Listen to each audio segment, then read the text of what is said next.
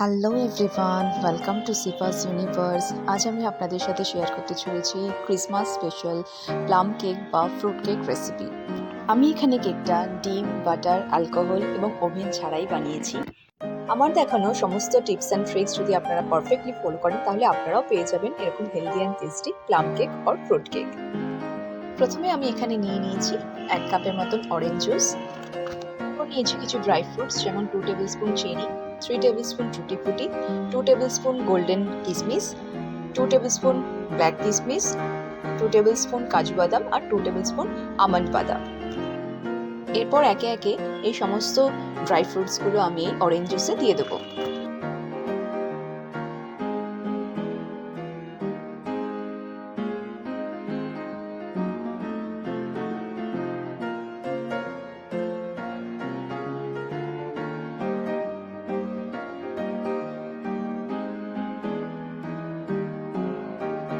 সমস্ত ড্রাই ফ্রুটসগুলো আমার এই অরেঞ্জ জুসে দেওয়া হয়ে গেছে। এখন আমি 1 থেকে 1.5 ঘন্টার মতন এটাকে ভিজিয়ে রাখবো।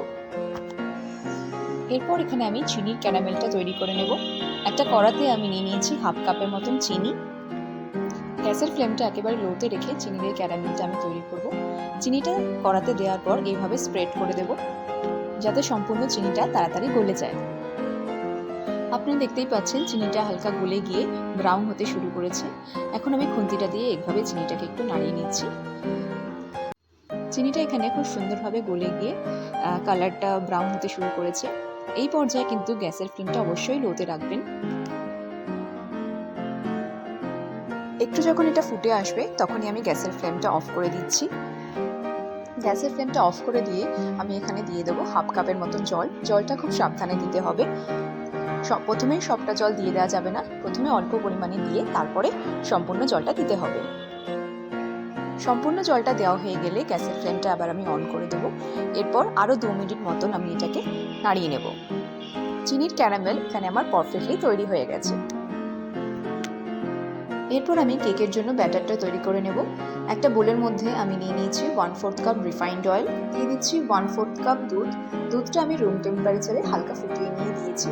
এরপর এটাকে আমি ভালো করে ব্লেন্ড করে নেব।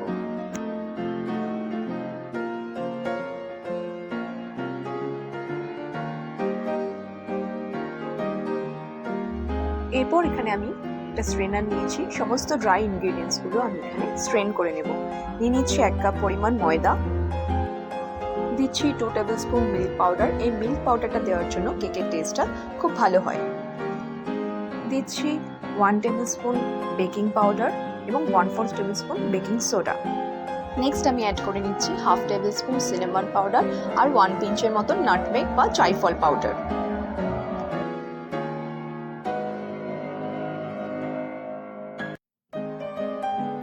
সমস্ত ড্রাই ইনগ্রেডিয়েন্টস আমার দেওয়া হয়ে গেছে। এখন এটাকে আমি ভালো করে স্ট্রেন করে নেব।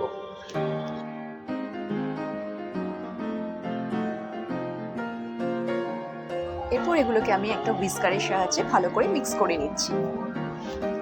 দিয়ে দিচ্ছি আগে থেকে তৈরি করে রাখা চিনির ক্যারামেল। আবার আমি এটাকে ভালো করে মিক্স করে নেব।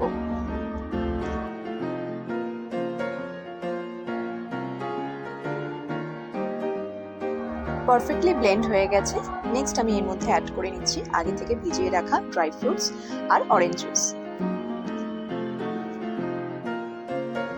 আবারও একবার একসাথে আমি এগুলোকে ব্লেন্ড করে নেব। নেক্সট এখানে আমি অ্যাড করে নিচ্ছি 1/2 টেবিল স্পুনের মতন ভ্যানিলা এসেন্স। আরও একবার হালকা করে এটাকে মিক্স করে নেব। কেক তৈরির সময় অবশ্যই এটা মনে রাখতে হবে, ওভার মিক্স আমরা করবো না, তাহলে কিন্তু কেকটা খুব একটা ভালো হবে না।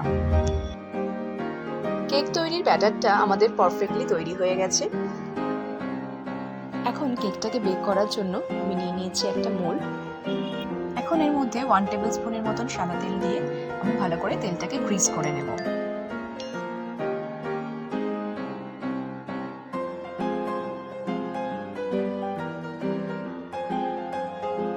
নিয়ে নিচ্ছি একটা বাটার পেপার।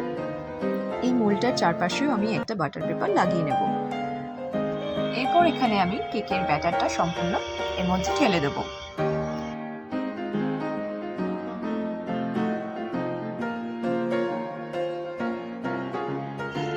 সম্পূর্ণ ব্যাটারটা দেওয়া হয়ে গেলে কেক মোল্ডটাকে এইভাবে একটু নাড়িয়ে নেব যাতে এর ভিতরে এয়ারটা বেরিয়ে যায়।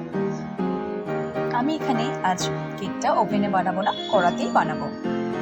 নিয়ে নিয়েছি একটা কড়াটাকে আমি 10 মিনিটের মতন আগে থেকে হাই ফ্লেমে হিট করে নেব। 10 মিনিট পর একটা স্ট্যান্ডের মধ্যে এই ব্যাটারটা আমি রেখে দেব। এখন কড়ার লিডটা বন্ধ করে দিয়ে 40 থেকে 50 মিনিটের মতন সময় ধরে কেকটাকে আমি বেক করে নেব। অবশ্যই এই সময় গ্যাসের ফ্লেমটা লো রাখতে হবে। কেকটা বেক করতে দেওয়ার আধ ঘন্টা পর এই কেকটায় আমি একটু ড্রাই ফ্রুটস দিয়ে গার্নিশিং করে নেব। প্রথমেই যদি আমরা ড্রাই ফ্রুটসগুলো গার্নিশিংয়ের জন্য দিয়ে দিই তাহলে কেকটা যখন ফুলে উঠবে তখন সেই ড্রাই ফ্রুটসগুলো কিন্তু ভেতরে চলে যাবে। গার্নিশিংটা আমরা নিজেদের ইচ্ছে মতন ড্রাই ফ্রুটস দিয়ে রেডি করে নিতে পারি।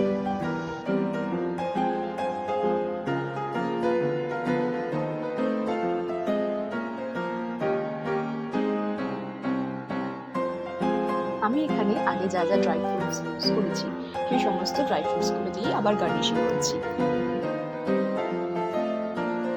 গার্নিশিং এর প্রসেসটা কমপ্লিট হয়ে গেলে এই কেকটাকে আমি আরো আধ ঘন্টার মতন কড়াতে রেখে বেক করে নেব।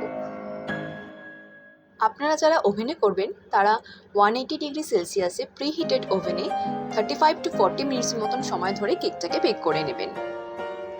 এই কেক বেকিংটা এক একজনের এক এক রকম সময় লাগে। এটা সম্পূর্ণভাবে নির্ভর করে আপনারা যে পাত্রটার মধ্যে কেকটাকে বেক করছেন। আমার এখানে কেকটা বেক হতে পুরোপুরি 60 মিনিটের মতন সময় লেগেছে। অনেকে আবার 40 থেকে 50 মিনিটের মতন সময় নিয়ে কেকটা বেক হয়ে যায়।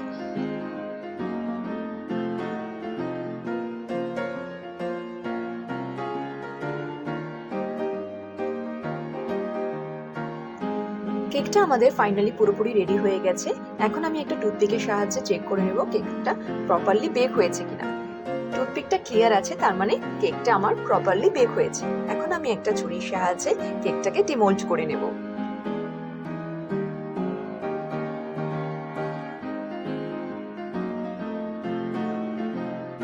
কেকটা আমার এখানে একদম প্রপার বেক হয়েছে। বাটার পেপারটাকে আমি এইভাবে কেকটার থেকে ছাড়িয়ে নেব।